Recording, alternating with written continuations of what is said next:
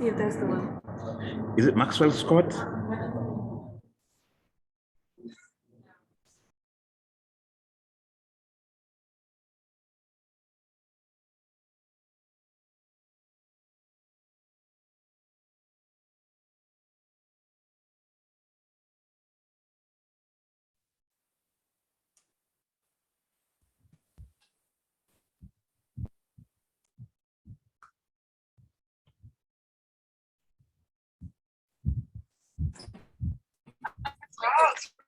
Hi. Hello. Hello, everyone. Hi all.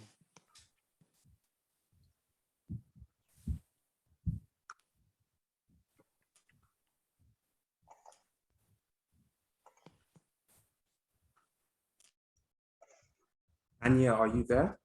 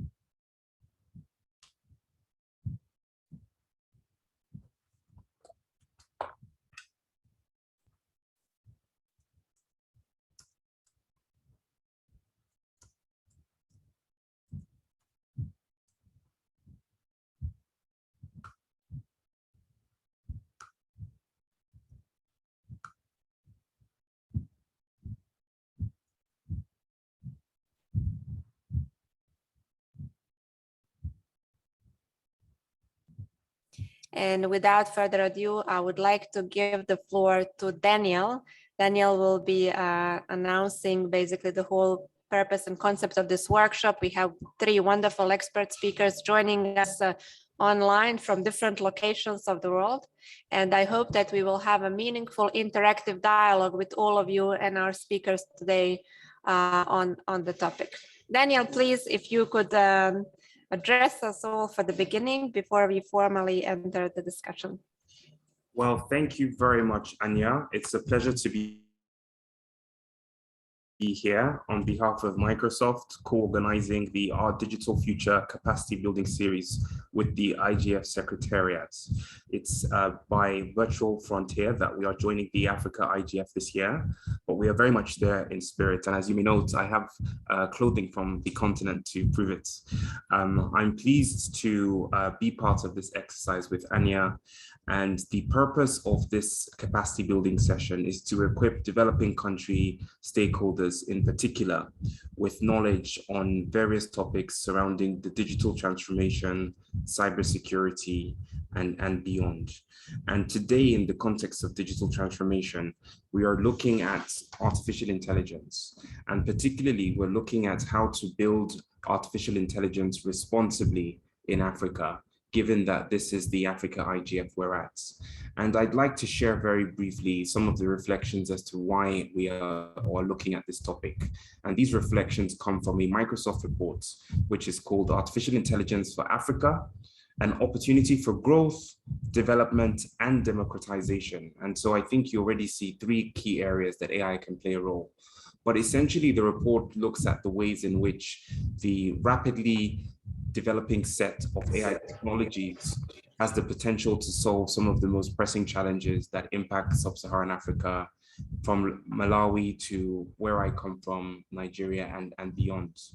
And so what we are looking at is in particular are the promises and the challenges, and overall how to create an architecture of AI that is embedded in responsibility and policies that enable these promises to be realized.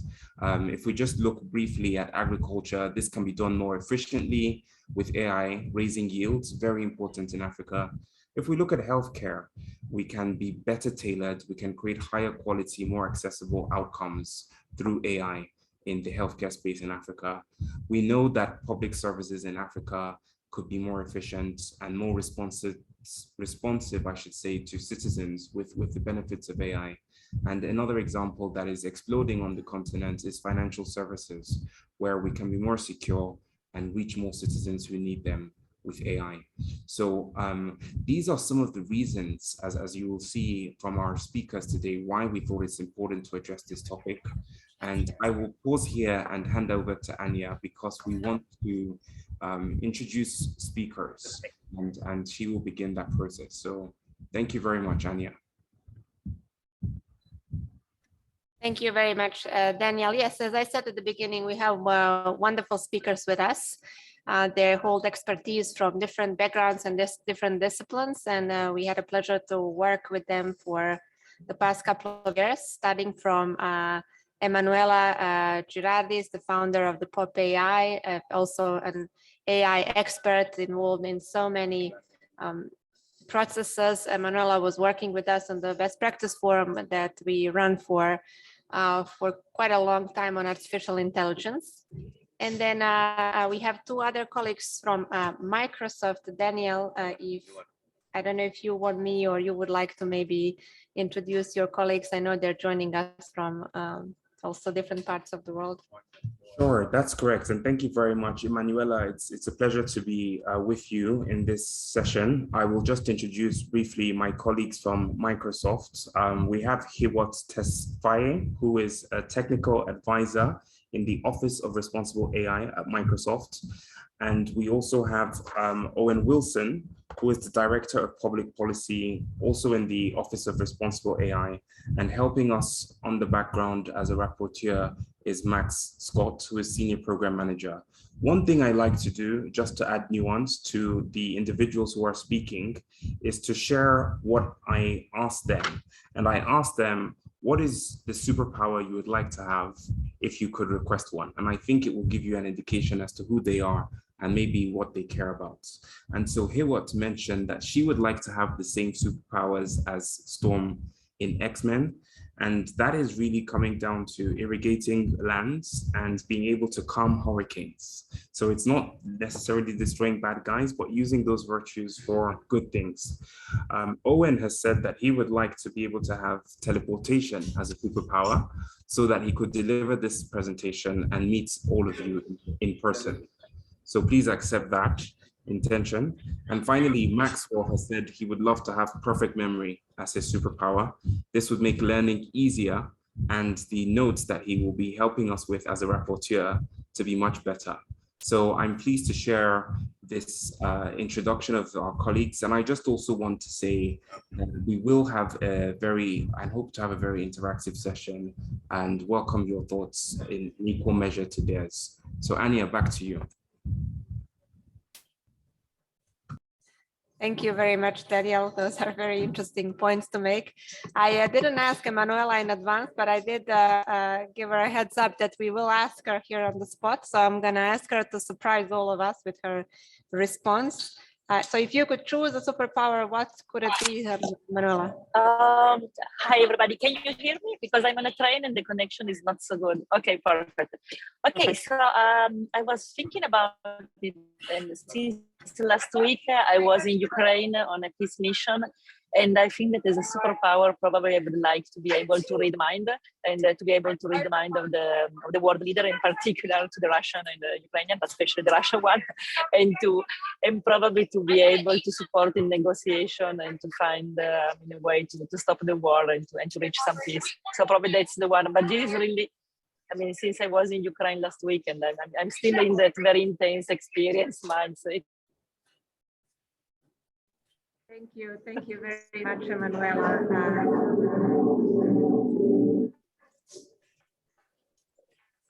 I would like to be able to read minds.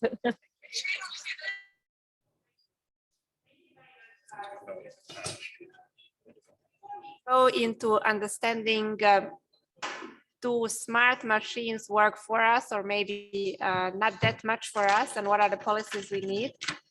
We usually in these types of workshops like to firstly understand from you, what do you think? So before we give the floor to our speakers, we do have a very short, quick poll for you to complete. It's gonna require a minor effort from you, since I see you have some device with you, to access through your device this link that I will post in the chat. So it's menti.com. menti.com, and the code that you see hopefully in the chat, and maybe I'll try to share it, is 98026558. I'll repeat again. But if you could maybe access that link and respond to the 2 questions that we're going to ask about the AI, just to understand what is your view in terms of the AI. So if you go to menti.com and use the code 98026558.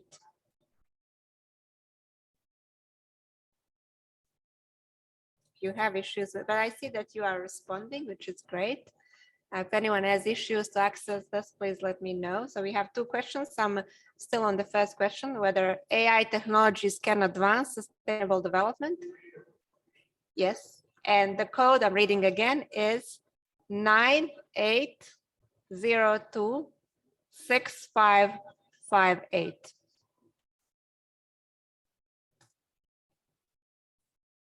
So I have 2 questions. The first one, AI technologies can advance sustainable development. Yes, no, or maybe. Now I'll be here maybe for 30 more seconds, and then I'm gonna move to second question. So the second one is, I trust AI technologies. Again, you can respond with yes, no, or maybe. And I see that our results are changing.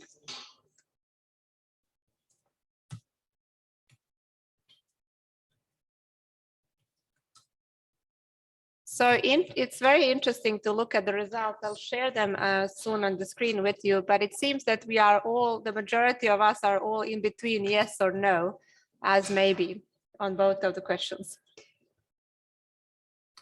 So thank you very much. I think I'll stop sharing now the results, but I'll try to share the poll, but I'll try to share the screen. And so now you can see the results of the first question. So it says most of you, well, not really, the majority thinks that the AI technologies can advance sustainable development. While on the second question,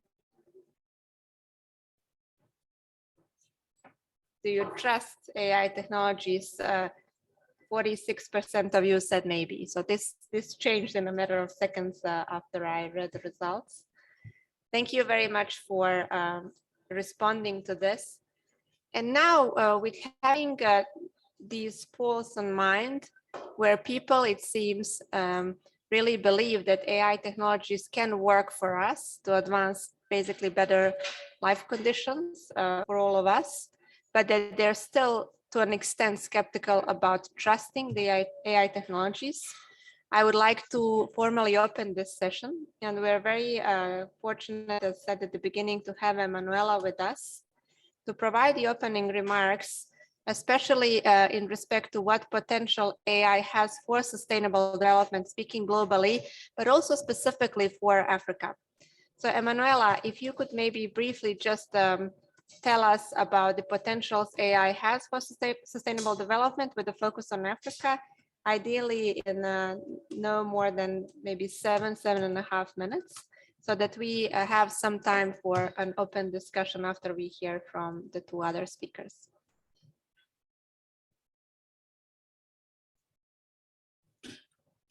Emanuela, I think you are muted. Can you hear us?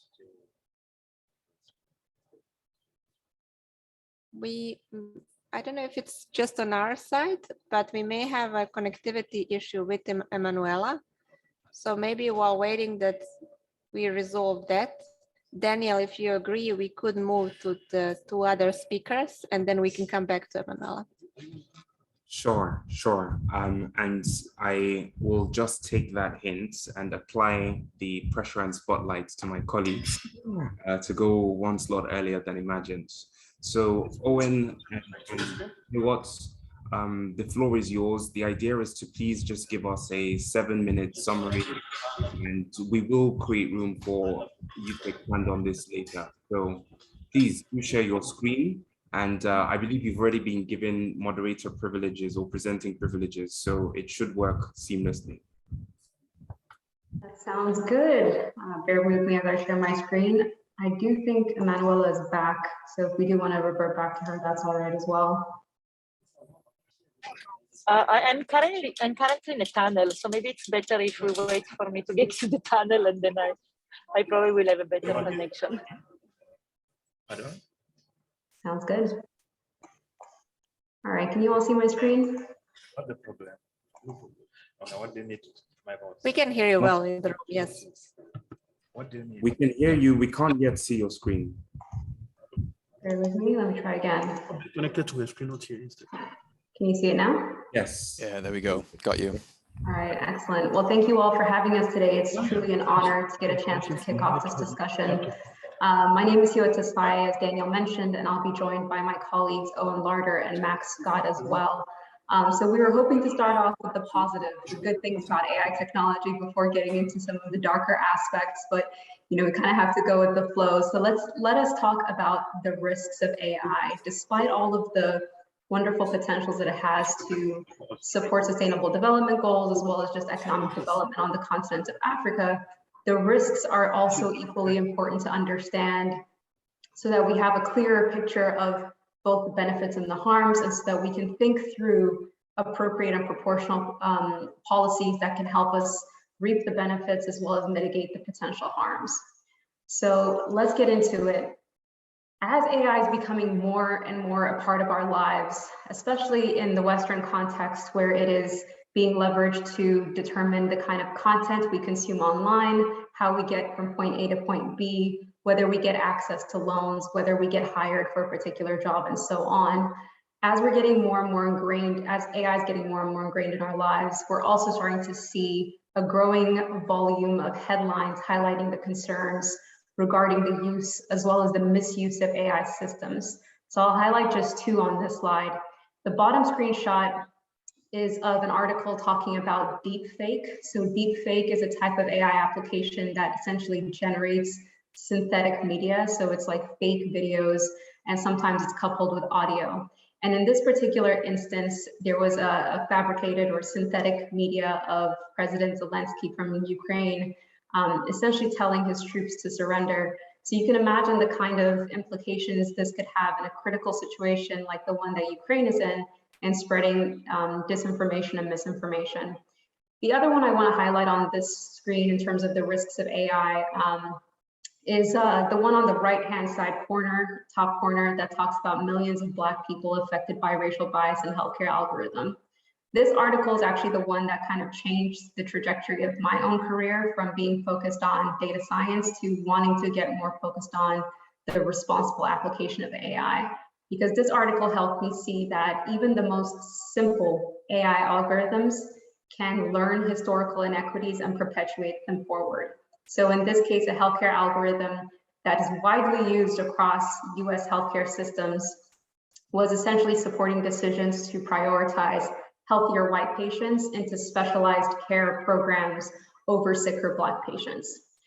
So this, of course, a lot of these headlines that we're looking at and our understanding of them are mostly, again, from like sort of advanced economies or Western contexts. I'll be the first to admit that my knowledge of AI harms in the African context is still growing and developing, but I do want to share a few of the things that I have learned. So there's a growing body of work that's peering into the exploitive and extractive practices of AI in African countries and other developing countries around the world. This term, algorithmic colonization or digital colonialism, is something I came across first through the writing and work of Ababa Birhane. And she talks about how in traditional colonialism, foreign powers controlled major infrastructure and the governance of a region, essentially for the purpose of extracting and siphoning raw materials from those regions and taking them back to their home countries, where they would be turned into finished goods and then sold back to the original country where the raw materials were taken from, with, of course, no gains for the local communities whose labor was exploited in the process. So Abu Bakr Hani draws parallels between traditional colonialism and digital colonialism. Danielle Coleman from the University of Michigan defines digital colonialism as a practice where large organizations, including tech companies, extract, analyze, and essentially own user data for profit with very minimal benefits going back to the data source. So essentially the people that are generating this data. So you can kind of see the parallels there. Abu Bakr Hani takes this a step further and describes how essentially the values of foreign powers are having undue influence on communities within African countries through AI. So she describes how AI systems essentially reflect the social and cultural values of their designers, as well as their designers' biases and limitations. So when we have AI systems that are built in China, as well as in the Western countries, with the values and interests of those cultures, when those AI systems are then deployed in African countries, they often often either don't work in those contexts, or they can contribute to existing discriminatory patterns or power imbalances that may exist.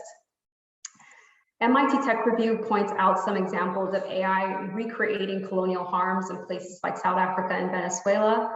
But then colonialism aside as well, there are some stories that are coming out. This one is from Bloomberg, talking about autonomous weapon systems that are being equipped by AI technologies to more effectively identify and eliminate targets of interest. So it's with these sort of emerging stories and the concerns around them that sort of underscore the importance for advancing responsible AI practices. And for that portion of the talk, I'll pass it off to my colleague, Owen Larder, who will get into those details. Thank you very much, Hiwot. And I thought that was a really good overview of some of the challenges that we need to be addressing to make sure that AI is being used in a way that is responsible and, quite frankly, in a way that people trust. I thought that poll at the start was actually quite revealing. You know, majority of people saying, do you trust AI? Maybe. I think that's pretty sensible, pretty reasonable. It all depends on how it is being developed and how it is being used. And so I think that's why action needs to be taken across society to make sure that AI is being used in a responsible way so that people use it and realize the immense benefits that it has. So if we move to the next slide, we understand that we play a really important role in this as a company that is developing this technology. We have a responsibility to ensure that it is developed and deployed responsibly. And so that's why we have taken action over the last 5 years plus now to build out our responsible AI program at Microsoft. This is all geared around putting in place structures and safeguards to make sure that colleagues are building and using AI in a responsible way. And so at the core of this program are our 6 AI principles, which really anchor everything that we do around our responsible AI program. We can see them on this slide here. On the previous slide, I had a little bit about the governance structures that we've put in place at Microsoft. You can see we have a hub and spoke model to how we're approaching our responsible AI program. This has been informed by the way that we've been incorporating considerations from other issues like privacy, security, and accessibility into our products. So at the core of this governance program is our Ether Committee, which brings together leading AI researchers from across the company alongside the Office of Responsible AI. So this is the team that Max, myself, and Hiwot are in. We set the internal policy around our responsible AI program. And then we have the third piece of the pie, which is the Responsible AI Strategy and Engineering group. This is a group that works much more closely with engineering, develops templates and tools that they are able to use to really operationalize our AI principles. So if we go to the next slide, one of the other really important components of our program alongside the governance infrastructure is our responsible AI standard. So this is a set of internal product development guidelines that we have to ensure colleagues are developing and deploying AI responsibly. As you can see on the slide, it sets out a series of goals across our 6 AI principles. This standard is really the bedrock of our responsible AI program. It's something that we've refined over the last few years. And actually, for the first time ever, just a few weeks ago, we've now published this standard externally, really to try and help advance the conversation on responsible AI. One other thing I'll mention in terms of our program is that alongside the standard, we have our sensitive uses team, which is a team in the Office of Responsible AI, which reviews any AI system that Microsoft is involved in that might cause harm or undermine an individual's human rights. And we bring together a multi-stakeholder group to have a discussion around whether we can move forward with that system in a way that upholds our principles. So that gives you a little bit of an overview of our responsible AI program and the action that we're taking internally at Microsoft. If we go to the next slide, one of the things that we are really trying to do is share more externally about our own experience. Part of this is to try and help shape the external debate around AI governance and regulation. As you can see from this slide, regulation in this area is still at a pretty early stage. There are only a few markets with regulation, but we at Microsoft very much want to help shape this conversation and adapt to regulation rather than fight against it. And so we're trying to share as much as we possibly can about what we are learning. And so if we go to the next slide, this gives you a bit of an overview of what we think governance and regulation should look like based on our own experience. We think there are sort of 3 main things that regulation, as it is being created, needs to get right. Firstly, we think it should be grounded in principles. And we need to think carefully about what those principles are to sort of guide us through this challenging set of issues. And then also an analysis of the existing legal landscape to see where the gaps are that you might be trying to address. And I think anchoring everything really in the particular problems that you're looking to solve with regulation makes sense, particularly in such a complicated and varied field as artificial intelligence. We also think it's really important that any regulation should be risk-based. So focus on the highest risk use cases that have the highest chance of causing harm so that you can really train resources on addressing those challenges. And then finally, we also think that regulation should be really tightly focused on use cases rather than regulating the underlying technology in general. And this is because AI risk is very scenario specific, it's very context specific, and it really does vary from use case to use case. You could be using the same type of system in 2 different contexts, and it will generate completely different types of risk profile that need to be addressed in their own way. So focus on the use cases and also make sure that you are allocating responsibilities across both the developers of the technology and the deployers of the technology, not least because it will be the deployers that have a really good understanding about the specific use case and its related risks. So that's a sort of quick overview of what we are doing and the regulatory landscape. I'll just close my section by saying we really appreciate this opportunity to come and have this conversation with this group. We would love to keep it going and have follow-up conversations with this group. One of the things we're particularly interested in is bringing in perspectives from outside the company, from right around the world, around how AI should be developed and what the right governance and regulatory approaches are to it. So we look forward to hearing from you as part of this conversation, and then hopefully as part of follow-up conversations as well. And with that, I'll turn it back over to you, Hiwot. All right, thank you so much, Owen, for that overview. And I echo the same sentiments that Owen has just expressed, that we are just as much interested in sharing our expertise and what we know as we are in learning from you all as well about your perspectives and the potential you see for AI, as well as the governance, the effective governance of AI. So it's with that spirit that we've put together a few discussion questions for us today that tries to highlight, what you might be excited about in terms of AI applications in the context of the African continent, as well as questions that get at, what are the biggest challenges around the responsible use of AI, especially in Africa? What should the key principles be? And if you already know some examples of best practices on AI governance from the African perspective, if you could share that as well, it would be very interesting. So I'll keep the discussion questions up here for now, and maybe turn it back to Daniel or Anya to kick off either the panel discussion or any points from our other panelists. Thank you very much, Hirat and Owen. I think that was extremely illuminating on many fronts. I will thank you also for these questions because we do want this to be a two-way conversation. We don't want it to be just speakers to audience. We want it to be audience reflecting on some of these back. Anya, I'll hand over to you. I'm mindful that Emanuela is still to speak. Thank you very much, Daniel.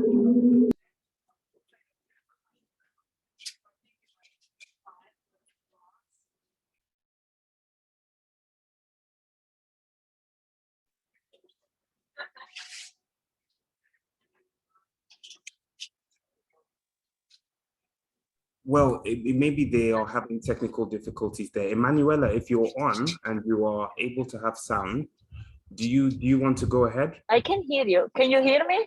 Yes, we can.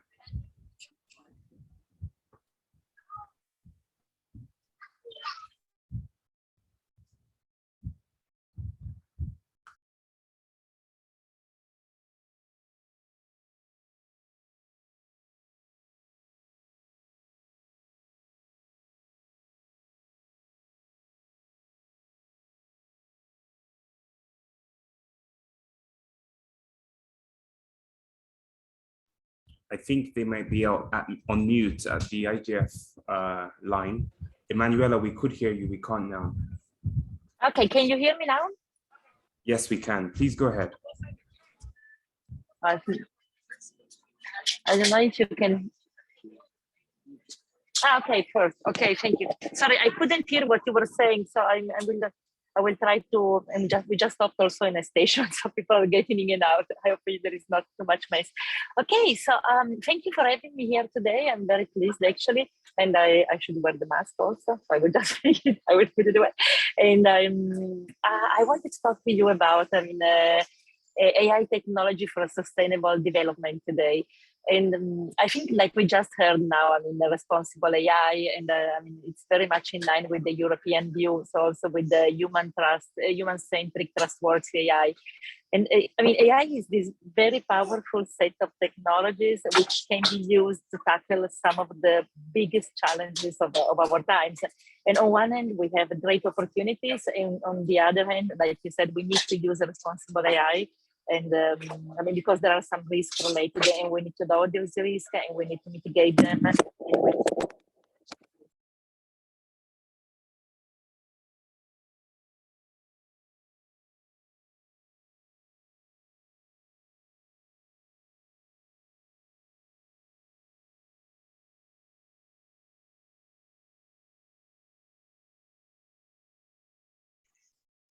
think we may have lost our speaker. Can you hear me again now? You're back. You're back again. Sorry, I got disconnected somehow. Okay, so what we can do is that, so we can use AI for reaching the sustainable development. Why?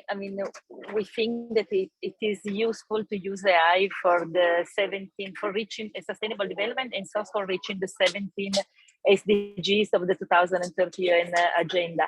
Because when you use AI technologies, there are two things that are very important. The first one is the goal that is set by human beings. So we decide which one are the goals that we can reach, and the other one is we need to know very well the context. From which we collect the data that then are used to train the AI algorithm. So I think that for the goal. Probably the 17 SDGs is the one of the most agreed goal in the world, because they've been signed in 2015 by 194 countries. So probably, since it's the most agreed agenda, this is really the one that everybody agreed on that we should use. On the other end, if we think about the context, I think that what we need to understand is that okay, sorry. Noi siamo insieme. Sto facendo una call, posso solo quando ho finito? Okay, sorry, it's just okay. And so what happens is that if sorry, they're just sitting in the train. It's a mess, this travel. And what happens is that if we think about the context, what is important is that before we were thinking about this European vision, human-centric approach. So human-centric, it's very important, but before, it's essential.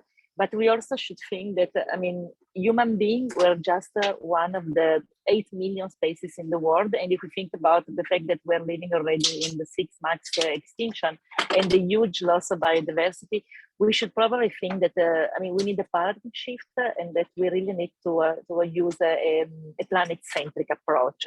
And this is the first thing to understand better the context. The second thing that we should keep in mind is that, I mean, the traditional economy used to think that the capital and the labor are the limited resources. But today, especially if we think about Africa, I mean, the limited resources are the natural resources. So we need to think that we are, like the economist Kenneth Boulding used to say, that we're not living in this cowboy economy anymore when we can just exploit natural resources, but we have to think that we're living in a sort of space shuttle economy where all the resources are limited and they needed to be reused in a circular economy approach. And the last thing that we need to consider before using AI for the SDGs is that when we measure the success of our action, and so we measure the success of using AI for the reaching the SDGs, is that we need to define very well which one are the index that we use to measure the success. Because usually now globally, we use the GDP to measure the success, and the GDP is an index that measures the production. So the more I mean, the higher is the production, the higher is the success. But this is not measuring the well-being of people. And so I think this is the wrong index. And if we measure the wrong thing, then it's like setting the wrong goals. And so I think that, I mean, these 3 points have to be very clear in mind when we think about using AI technologies and understanding very well the context and the environment from which we collect the data that then are used to train these algorithms. So let's go to using AI technology. What can we do? Last week, I had a meeting and I had the honor to have as guest the daughter and the niece of Mandela. So it was Maki Mandela and Tukivini Mandela. And we were talking about smart cities and smart mobilities. And they told us, this is all fantastic, but I mean, in Africa, we have different priorities because we're still starvation, we're facing starvation, we're facing, I mean, problem, we are lacking of clean water. The health situation and the child mortality is still very high. So we have different priorities. And so I think that if I think about how we can use SDGs, I mean, AI to reach a sustainable development, I mean, the first SDGs that come to my mind are definitely the number 2, which is zero hunger. Then the number 3, which is, I mean, health, quality health for everybody. And then definitely the number 6, which is clean water. And I think that, I mean, for this, there are lots and lots of applications that are already in place and can be used. For instance, if I think about the zero hunger one, I mean, and if I think about the fact that last week I was in Ukraine, and now we see that, I mean, Russia and Ukraine, they were the major producer of grain or wheat, that then it was distributed to Africa. Probably we can use AI technologies to improve the optimization and distribution of grain, so for logistic optimization. And on the other hand, I think that in Europe, we talk a lot about technology sovereignty, but I think that probably we should talk about food for sovereignty. And so we should really make, some African countries independent from the food point of view. And for this, we can use AI, for instance, in smart agriculture to protect the culture and to really to improve the distribution and the transportation and of food in all the African countries. Another thing that can be used is, for instance, there is this application that it's already used in Kenya and in some other African countries. It's an application that uses facial recognition to identify denutrition in children, and then it can be used as a decision support system for politicians, I mean, to define which one are the policies that they have to develop. If we think about instead, for instance, the SDGs 6, the clean water, we know that and if I think about the infrastructure, which is one of the topics of this session, I mean, we know that lots of, we have a huge waste of water through the infrastructure. And I think that AI technologies and especially predictive manutention can be used to improve the quality of this infrastructure and provide cleaner water. And these, there are several startups that are already doing it in several African countries, but also in Europe and also in some other countries. And then another thing that can be done that is connected also to the SDGs 2, that is for smart agriculture. For instance, you can use the sensors and the IoT to collect data and to improve the use of water in agriculture. And this can take to a decrease of the usage of water, for instance, of 30-35%, which is it's an immense decrease. Another thing, and then I conclude, because I think that there are, I mean, also other, maybe there will be questions, or I think it's also interesting to listen to the other people. What is interesting, for instance, in the SDGs 3, the health quality for everybody, equality health for everybody. I think that what could be interesting here is that there are lots of AI systems that are used in telemedicine, and this could be used to reach some areas that usually are not where doctors can go on a daily basis. And by using these telemedicine systems, I think that you can really, probably predict lots of disease, avoid lots of disease, and really, bring therapies and medicine and everything, to some areas where at the moment they are not provided.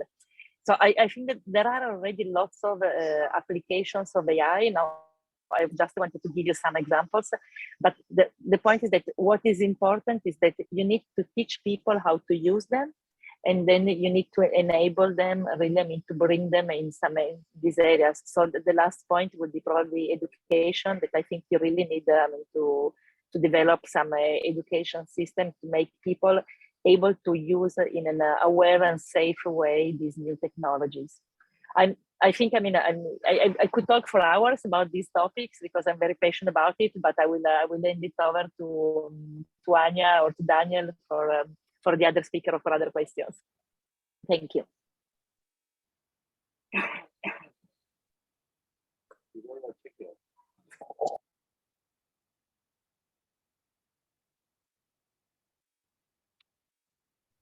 Anya, just to let you know, I think you could be on mute. We are yet to hear your words.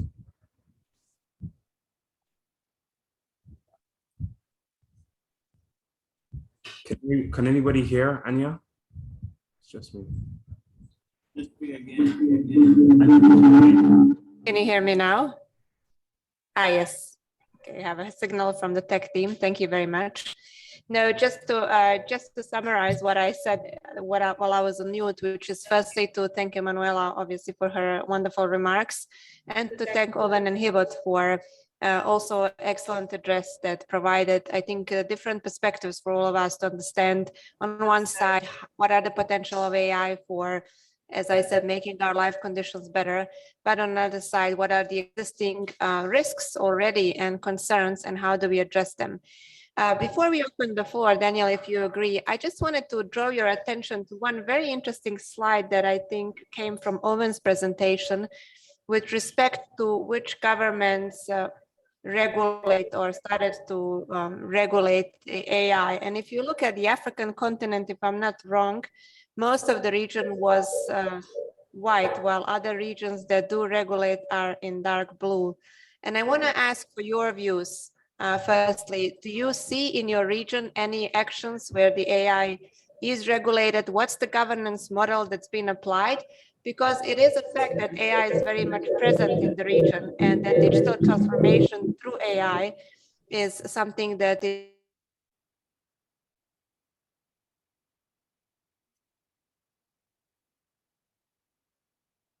Sorry, Anya, we lost the sound. I think there was some background noise and then it left. Can you hear me now? Yes, thank you. Okay, good. So as I said, the floor is completely yours. Participants that are here with us in the room, but also in the Zoom room, you can raise your hand and ask your questions or share observations with us based on what you've heard from Emanuela, Owen, and Hibot. So I don't see any, yes. Just to add, as people ask the questions in the room, please let's also take questions online. And we hope that we can go past time a little, given our starting time, and just hear from you, the audience. Yes, indeed. Thank you, Daniel. I don't see any raised hands here in the room, if I'm not mistaken. Actually, I do now. Yes, please, you have the floor.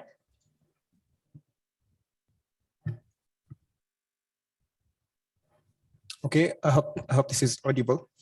I have a question to the Microsoft team, right? Number one, thanks for the insights you've given based on your research and your responsible AI team. I have a bit of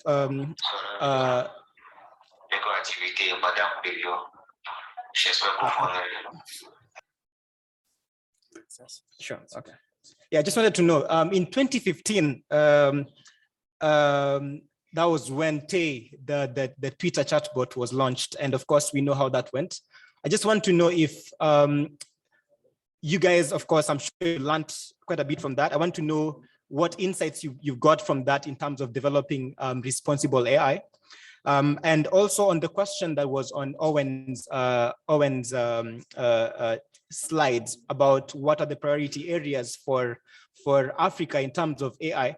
I think I like Egypt's model in terms of their national AI strategy.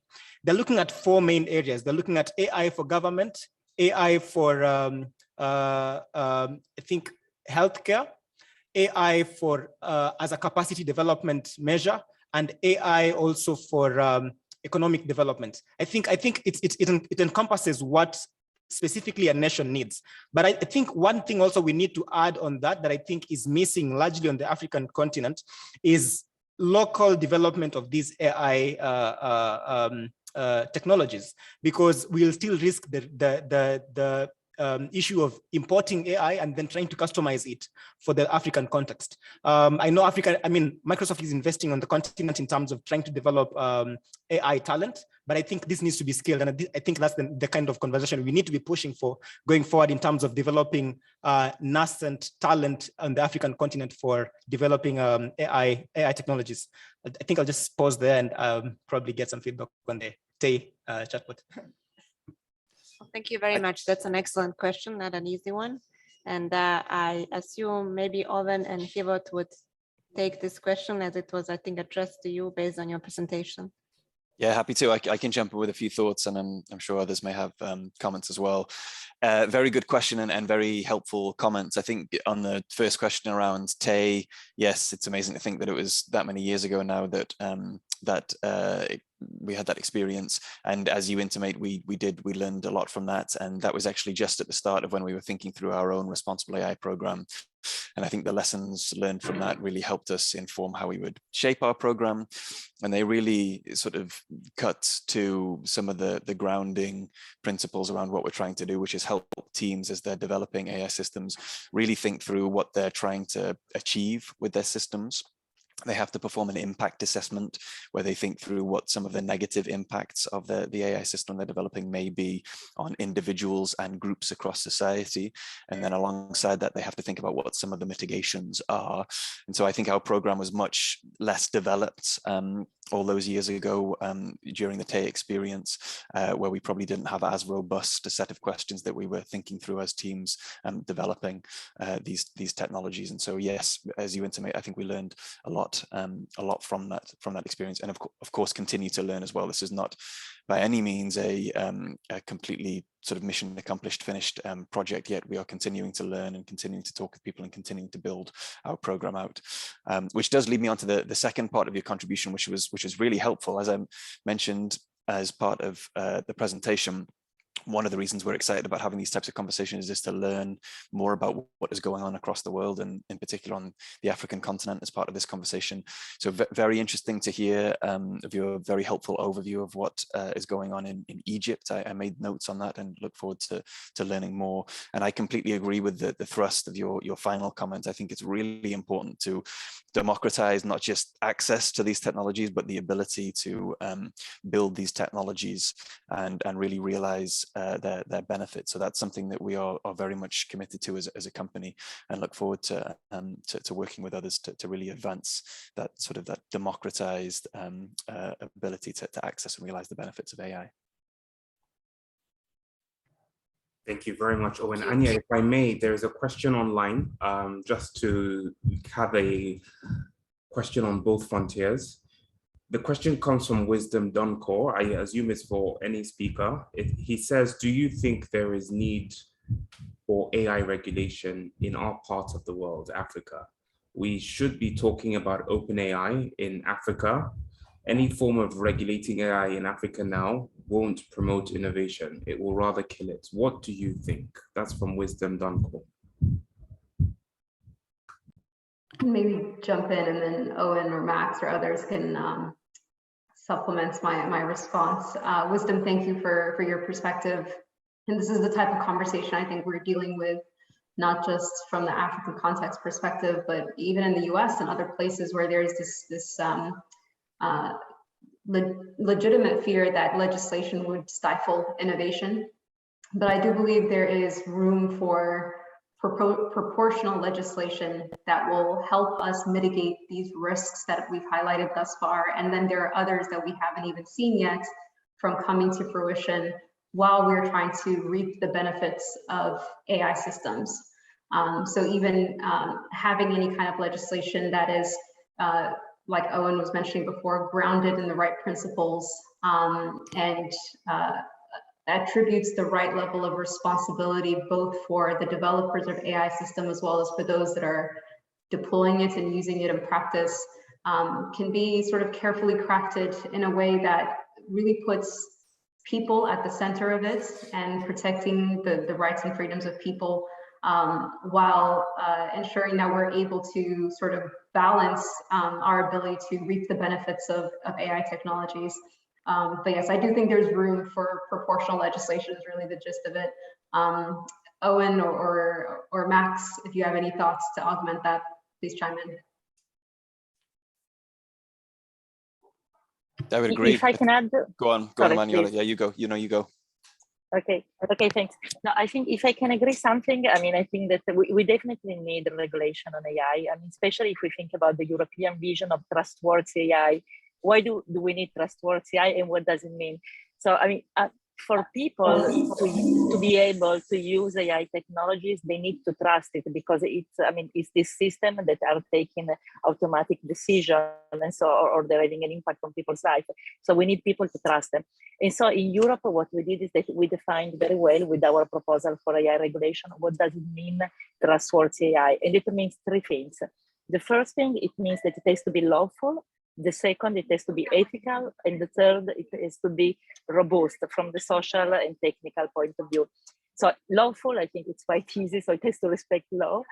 Ethical, it means that it has to respect four ethical principles, which are the first, respect for human autonomy. So people always have the right to intervene and to replace the decision that has been taken by the AI system. The second, it means that it has to the prevention of harm. So basically, it shouldn't harm people. And then the third one, it means that it's the fairness. So it has to be, to guarantee sort of equity. And the last is the explicability, which means that there shouldn't be the so-called black box concept. So why do we need these four principles? Because, unfortunately, a misuse of AI can bring to increase of inequalities or discrimination. And so we really need to protect people from this sort of misuse of AI, which could cause also in a risk for the democracy, like we heard before in the responsible AI concept. So I think that we really need it on one hand, this trustworthy AI. On the other hand, we need to make sure that too much regulation, of course, will not prevent innovation. And this is a balance that it's very difficult to achieve. We're also struggling with this at the moment in Europe, and this is why the proposal for AI regulation in Europe is still under discussion in the European Parliament. Emanuela, thank you very much for that. I understand that, Anya, there might be just a quick summary of questions from your side still, if we have time, or do we move to the summary from our rapporteur? Yes, Daniel, there is a question here from the room. Can we take that question, please? Plantina, you had a question or a comment?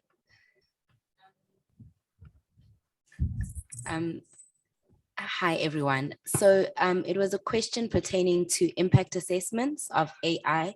And I just wanted to know if in Africa specifically, do we have a system that will help us identify what the risks are and what what the opportunities are for AI on the people of Africa, obviously taking into account the challenges that we as a continent have as far as poverty, inequality, and the need to use the human resources that we already have, as far as allowing them to generate employment and income opportunities as far as that. So my question then would be, is there an impact assessment framework that we are following here on Africa that will help us identify opportunities, but also mitigate risks that are associated with impact assessment? I'm of the view that if there's anxiety over regulations of regulating the AI space, it's primarily simply because, there's a lot of people, unemployment is very high. There's a lot of human resources. So if we bring in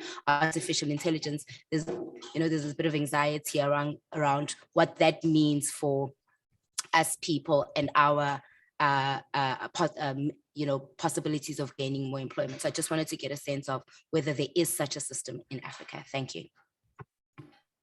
Thank you very much to Plantina. I'm turning to our speakers if anyone would like to take this important question before we hand over to Max. Daniel, I'll ask you just to help me with Zoom because I lost my access to Zoom, so I can't see if anyone from the speakers would like to take this question.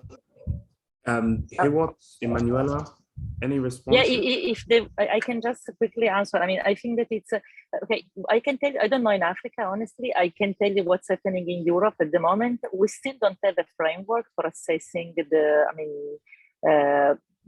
I would say the responsible or trustworthy AI at the moment. We are discussing about it. What the European Commission is doing is that they're defining a sort of certification that the AI system will need to have to be developed and used in Europe. So I think that we will be working on this in the next 2-3 years, also because before this new regulation will be applied, it will take probably between 2 and 3 years. So there are lots of industrial associations that are working on this at the moment to try to define this framework. So probably in the next, I think, 18 months, we will have some news about it.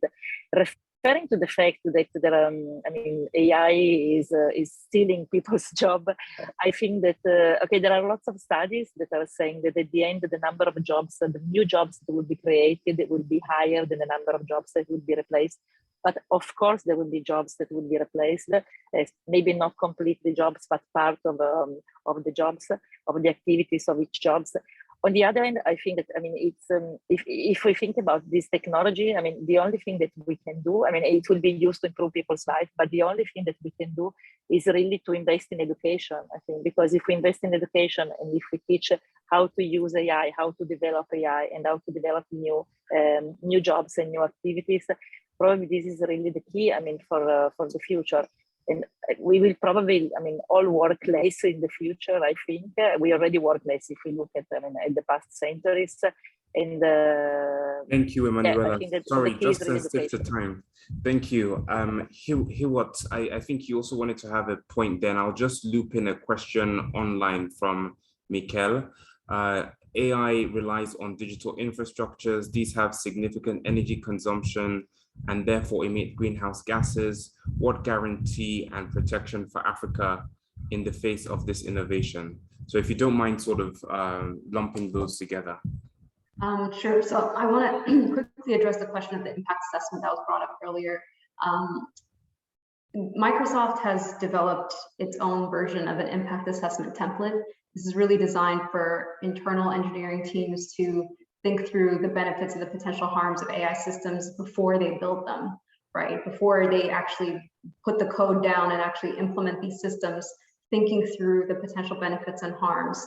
So this template is out there for anybody to take a look at. What I would be really interested to know is kind of to the question's point, is there a way that we can get sort of a regionally based version of these impact assessments? This is really made from the context of Microsoft, but I'd love to see if we can create something like this that's relevant for different parts of Africa, or even if you guys could take a look at this and let us know what wouldn't apply in the context of Africa. And for Michael's question around energy consumption in terms of training AI systems, this is a very important point and something that we haven't mentioned during the discussion today. There are a lot of organizations that are developing larger and larger and larger AI systems, especially these large language models are becoming increasingly massive, and they take a ton of energy to train these systems. Sometimes the systems take months to train, and they're being trained on sometimes the entire internet, like text data from the internet, if you can imagine how massive that is. So this is an important point in terms of greenhouse gas emissions. It's something that we need to take into consideration when we're thinking about responsible deployment or training of AI systems, of what is the impact it's having in terms of greenhouse gas emissions. I'll make one point about how there are, I believe, Python packages now that helps you calculate the potential greenhouse gas emission of your AI system if it is sort of kicked off for training. I'll try to find the name of that Python package. That's really speaking to more of like the data scientists in the room who are trying to find tools to estimate greenhouse gas emissions or the carbon footprint that their AI system training process could be using. So I'll try to find that in the chat. Max or Emmanuel, I don't know if you have any other thoughts on that particular point. And if not, before we go to the rapporteur for a summary, are there any final questions from the room? We are running low on time, so please bear with us. And if you have any questions, we can read them out quickly. There are no questions in the room here in Lilongwe, Daniel, and I rely on you to check on Zoom room. Sure, there are no questions on Zoom. So I think with that, Anya, we can move over to Max, who has been introduced already. And Max, please, if you don't mind, just to give us a high-level summary of the discussion as a rapporteur, most appreciated in advance. Sure, thank you, Daniel, and appreciate you giving me the opportunity. And I certainly don't want to speak for my colleagues, but I know that we're all feeling very grateful to be here and to have heard these perspectives and to have had this opportunity to speak with all of you on this issue. So reflecting on my superpower, which I requested, which was perfect comprehension and memory, I will try and do my best to summarize, which was a very wide-ranging discussion on a very complex range of issues. But recalling that conversation, I will say that many of my colleagues and what we started on raising was the growing body of research on digital colonialism, and much of the work that draws parallels between historic colonialism and the ways in which technology companies engage in developing countries. Microsoft has made a lot of efforts in terms of responsible AI, developing our standard, creating structures and safeguards to ensure that AI within Microsoft is being used responsibly. We operate on this hub and spoke model with our team, which works with engineers and cross-functional stakeholders across the company in order to ensure that we're developing technologies that meet our standard. One of the things that we're trying to do, which this meeting serves to promote, is engage more externally, as Owen had mentioned. So it's very great not only to be able to share these perspectives and share much of our interests, but also to hear from you all. So again, reflecting on that, appreciate the opportunity. I appreciate also Emanuela's points on the SDGs and the extent at which the SDGs were aligned amongst so many different countries, and how there's potentially a great opportunity to continue the engagement on the SDGs, but in line with this idea of responsible AI and exploring the concept of how responsible AI might apply in advancing the SDGs. Emanuela noted a couple of interesting points, which I certainly identified, and that is the recognition that we're living in a world in a global economy that has finite resources? And how do you apply that towards a challenge like AI and towards the advancement of the SDGs? And also thinking about measurements of success, because much of modern research on success for a country is based on GDP, but this doesn't necessarily measure well-being. So how do we approach those types of issues when we think about responsible AI? Emanuela also noted a couple of good SDGs in particular, where there's a lot of applications and a lot of work already being done in the responsible AI space, namely SDG 2, 3, and 6, although she mentioned quite a bit more, which I put here on my notes. And one of the themes which I heard throughout our conversation is the importance of education and how we can educate people within other countries to be able to embrace AI as it comes in and take full advantage of artificial intelligence in employing it to grow their economy and improve society writ large. We talked a little bit about how the African continent and how within Africa AI regulation is still being developed. Owen's presented a slide which identifies the extent to which AI regulation is being approached in a range of different countries around the world. We also talked about AI, which is something a lot of people. Meeting is being recorded.